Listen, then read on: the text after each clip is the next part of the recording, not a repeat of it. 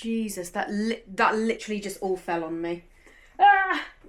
Right, let's do this again for the thumbnail.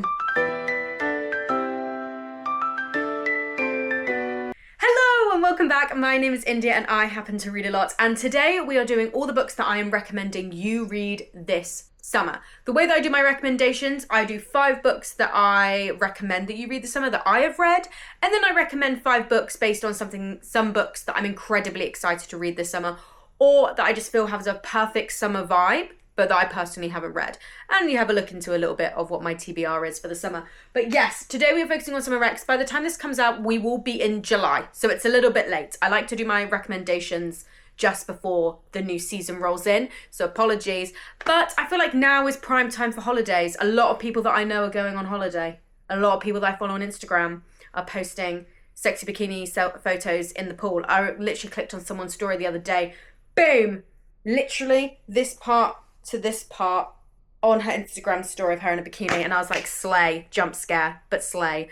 So it's holiday season for some people, and if you're thinking, what am I gonna read on holiday? Bitch, don't worry. Just the stuff for you. So we're gonna start off first with the books that I have read. So tried, tested, and true, and then we'll go into the books that I haven't yet read. So starting off, we have the books that I have read that I think are perfect for the summer. Starting off first with a book that I'm pretty sure I did actually read in summer, and that was Lies We Sing to the Sea by Sarah Underwood. I actually interviewed Sarah Underwood. It was part of her book tour, and she came to one of her local stores and I interviewed her, which was really exciting. And this book was incredible. I always like to shout out the fact that I highlight books. I don't do it all the time, and then what I do is I highlight the page and then highlight the edge of the page. I don't even know whether you're able to see this. I don't know. Yeah, you can see it. The side of the page. Sorry, I just changed the lighting to be a bit brighter. But yeah, so that's what I did, and I annotated this and I interviewed her, and it was really, really good. This has had a lot of controversy surrounding it purely just in the way that it was kind of marketed. Oh my God, I've just noticed how red my chest is. Ignore that, please. Ignore that. I put SPF on my face and I forgot about my chest. Anyway, this had a lot of controversy surrounding the way that it was marketed. It was marketed as an Odyssey retelling. As someone who has read it, I can tell you it is not an Odyssey retelling. It is a reimagining of elements of the Odyssey set 300 years after the events of the Odyssey. So in this book, it follows the current royal family of Ithaca, set 300 years after the events of the Odyssey, but the events of the Odyssey started a curse that haunts the island. And that is the basis of the story. It's got nothing to do with Odysseus's travels. It's got nothing to do with, actually anything to do with Odysseus. It focuses on the handmaidens and what happened with Penelope during the time that they're waiting for Odysseus to come home. Hence why the author said she only read parts of the Odyssey, because she only needed small parts for this book. Because it's not a retelling of the Odyssey. I do think it was slightly mismarketed. It is just taking the Odyssey and reimagining a future 300 years after the event. So very loosely based on it, which, you know, what they should have gone with. This is really good. So yes, set 300 years after the events of the Odyssey, and the island of Ithaca has been cursed for 300 years. And the only way to... I say 300 years, maybe it's actually 100. Hold on. I did read this ages ago. Hold on, give me a plot. Do you know about this? It's inspired by the fate of the 12 handmaidens from Homer's Odyssey. I thought there was a plot. I can't remember. Maybe it was 100 years. Set sometime afterwards, and there is a curse on Ithaca, which means that a girl must be sacrificed every year to assuage? I don't know. Placate the sea god. And our main character is one of those girls. She ends up dying, but then wakes up again and is given the task to end the curse and kill the Prince of Ithaca. It is very, very good. If you want to sob your eyes out, like I literally was sobbing on the bus when I went home. It's perfect for the summer because you're set on a Greek island. The atmosphere does give very sunny, scorching island vibes. There is a romance to this, a very complicated romantic dynamic, which I really like. And I just feel like the summer brings romance. I don't know what it is. If you do want to cry, though, it's a good one. If you really want to get lost in a book, I mean, this took me like 2-3 days to read. It's so good. Great setting. You get lost in the writing straight away. I actually ended up reading her second book, also on holiday, in the summer. So it's just, I don't know. I mean, Greece just screams summer anyway. but I would recommend that. Then we're moving to Egypt. We have A Master of Jinn by P. Jody Clark. This is a alternate history fantasy series set in Cairo, and it's set in 1912, and a bunch of people have just been randomly killed out of nowhere, and it follows our main character Fatma, who is the youngest woman working for the Ministry of Alchemy, Enchantments and Supernatural Entities, who has to solve the case. And it's really, really good. It's very much connected to Egyptian mythology, so if you're a mythology girly, you've got Greek mythology, you've got Egyptian mythology. It's done really, really well. The writing is incredible. The plot is amazing. It's one of my favourite fantasy mysteries of all time. Again, the setting really lends itself to the kind of heat of the summer, so I would highly recommend this. One of my all-time favourite books. Like, it's just so good. So good. Then, continuing, if you're a romance fan, we have It Happened One Summer by Tessa Bailey. I think I will recommend this for every summer. I think this is a really good starting off point if you want to get into romance and if you want to get into Tessa Bailey. This was the first romance book that I personally read. Now, I love a good romance book. This follows Piper. She is a influencer who gets cut off by her family and is sent to live in her hometown to learn a little bit more about her past. And it's there that she meets a fisherman who has been widowed, and he kind of doesn't believe in love, and she just kind of feels like she doesn't really know who she is, and they fall in love, and it's set in a harbour town, and it's very good. And it's very funny. I like the romance. If you've wanted to learn, especially if you want to kind of start pushing yourself into more spicier romances, I think Tessa Bailey is a good way to start.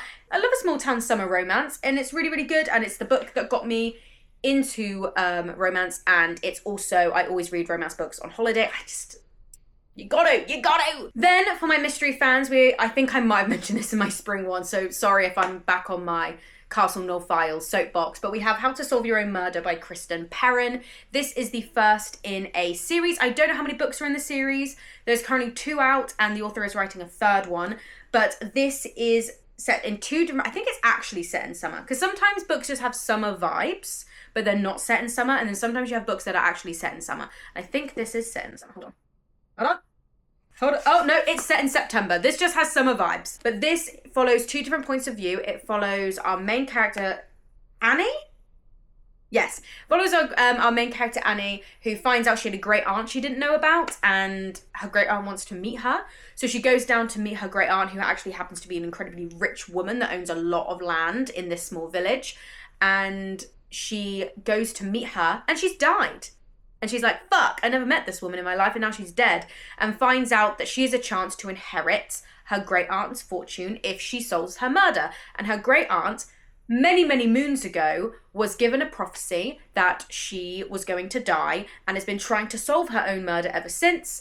And the great aunt's like, I definitely know who killed me. Can you find out who did it? If you do, you win everything I own. And Annie goes on a mystery to find out who killed her aunt, and she stumbles upon these diaries that her great aunt had written, where she gets to learn a lot about her, a lot about the village, a lot about the village folk who still live here. It's so, so, so good. It is a great character work, a great, the author's American. I don't know whether she lives in England, but the author's American, and she knows how to write a good fucking English village, I must say. She must come down often to England, because I don't know how she's written an English village so well. Maybe it's just a lot of Midsummer Murders, and maybe I just have a really low threshold for what a good English village is. But it's really, really good. Great characterization. Genuinely, I was on the edge of my seat reading this the entire time. The sequel, which I also own, oh my God, where is it? How to Seal Your Own Fate, just as good. Really, really just love everything that this author writes, and I look forward to the 3rd book. But yeah, if you want a good, small, cozy village mystery but packs a punch and is not something that's easily solvable, then I would read this. The diary entries specifically are great. 2 periods of time, modern day and the 1950s, help solve many mysteries in this book. And what you read in book 1 does link into the later books, with later characters having more importance than you think. So it's definitely a series to get your teeth into. And then finally, for the books that I have read, I'm actually technically 144 pages into this. So this is kind of bridging between the 2 groups. But I have The God of the Woods by Liz Moore. I'll say it once and I'll say it again. I thought this woman was Australian. I did. I thought she was. I spoke about this in my most recent TBR. book. But this one, the Goodreads Choice Award for Best Crime Thriller, which I was a bit like, oh, okay. I don't normally trust Goodreads users because I don't like the idea of giving 5-star ratings to books that haven't come out yet just because you like the author. It's a weird thing of mine. It's a weird pet peeve, but there we go. But this one, and I was intrigued to read it, it is set in a summer camp in multiple different points in time. Mainly, it is set over the 2-month period of 1975 at this summer camp called Camp Emerson, when a young girl called Barbara goes missing, who happens to be the daughter of the camp's owners, which happens to be very important and a very scary thing to happen, not just because it's a child that's gone missing, but also 13 years ago, her older brother, Bear, went missing. So it's jumping between Bear's disappearance and Barbara, the youngest Van Laar child, her disappearance, and how all these time periods are all connected, all these people are connected. Again, it's similar vibes in elements to How to Solve Your Own Murder. But yes, I'm 144 pages in. I am a massive fan of multiple points of view and jumping in various points in time. I love my brain having to think. I think it shakes up the pacing. I think it's really good, and this book does it expertly. You don't have to worry about guessing where you are in the book because the author Liz openly, like very blatantly states what time period you're in, what character you're following, and you tend to not follow too many characters. In part 1, you follow 3. In part 2, you're following 3. It's a book you have to switch your brain onto, but I don't think that's bad. And I also think there's nothing wrong with a chunky book in the summer, especially if you're on holiday. So yes, really, really good so far. I definitely think it's got very strong potential to either beat The Tainted Cup, which is my favourite book this year, but definitely has potential to be one of my favourites of the year. And then we move on to my recommendations for books that I haven't read, so I get to highlight a little bit of my TBR and also put you onto some books that I think could be potential favourites.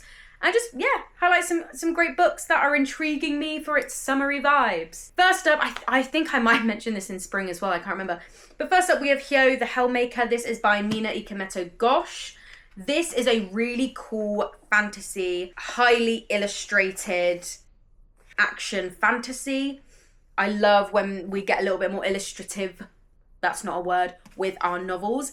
When a demon destroys her village, Hyo and her brother flee to Onogoro, an island where the gods of Hyo's... What? No, ignore me.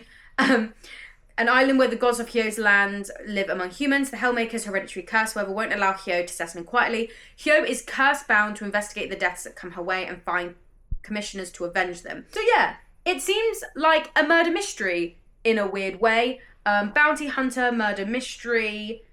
Again, I don't know what it is. I just feel, I keep saying hell, demons, it makes me think of The Heat in the Summer. I think it's really good. Again, I'm a big fan of reading chunky books in summer because I feel like weirdly you have more time to do so in the summer.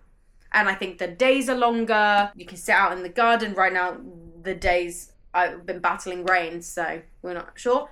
But here's one of them. Then we have, again, another romance. We have Raiders of the Lost Heart by Joe Segura.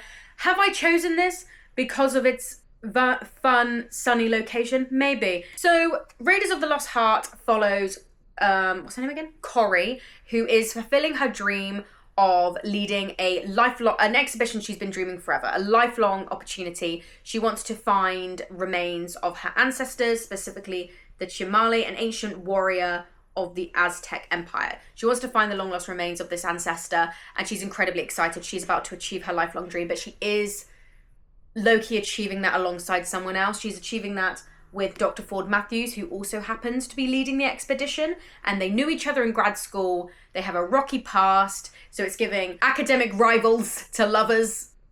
I would say it's a little bit more than academic rivals, but they don't particularly like each other, and they have to work on this expedition, and, you know, they have to fight the Mexican authorities, money-hungry artifact smugglers, and the blossoming relationship that's forming between them. It's just really, really fun. Again, I love reading romances in the summer, and I think this is the perfect setting for the summer. I think it's great. I think this is a perfect choice. Then I have The Pairing by Casey McQuiston. This is a book that basically two bisexuals get together to see how many people they can get with on one sexy European summer. Not doing great for the bisexual stereotype, I must say, but who am I to get in the way of a good, fun, exciting book? It follows two exes, Theo and Kit, who accidentally book the same European food and wine tour and challenge each other to a hookup competition to prove that they're over each other. We all know how it's going to end because it's a romance, but out of all of her romance books that she's brought out, this is the one I think is the most interesting and going to be the most entertaining. And again, it's a European summer food and wine tour. Obviously, you're going to read this in the summer. Then I have Anzu in the Realm of Darkness by Mai K. Nguyen. This is, the reason I chose this one is, one, it's giving slightly Spirited Away, which I think is really, really fun. But it is set during Obon, which is a time for families to remember their ancestors. Obon, I believe, because I Googled this earlier, so apologies, I'm going to double check now. But I believe the Obon Festival is actually set in August, so that's why I've been waiting to read it. I'm actually going to read it in August. Yeah, it's set this year it's set from the 13th of August to the 16th of August. So because of that, I thought what a great time to read this in the summer during the time period of which this festival is set. So I will be reading this during some point between the Obon Festival this August. But yeah, and that's mainly the reason why I chose it, is because of when it's set. But this follows Anzu. She is mourning the death of her grandmother. Also another reason why I had to wait, because my grandmother died last year. And she doesn't really care about the festivals. And then one day she ends up in the Shinto underworld and has to try and get herself back home. Very Spirited Away vibes. Very Spirited Away vibes. So yeah, I'm really exciting, and the art style looks amazing. So I think that's going to be good.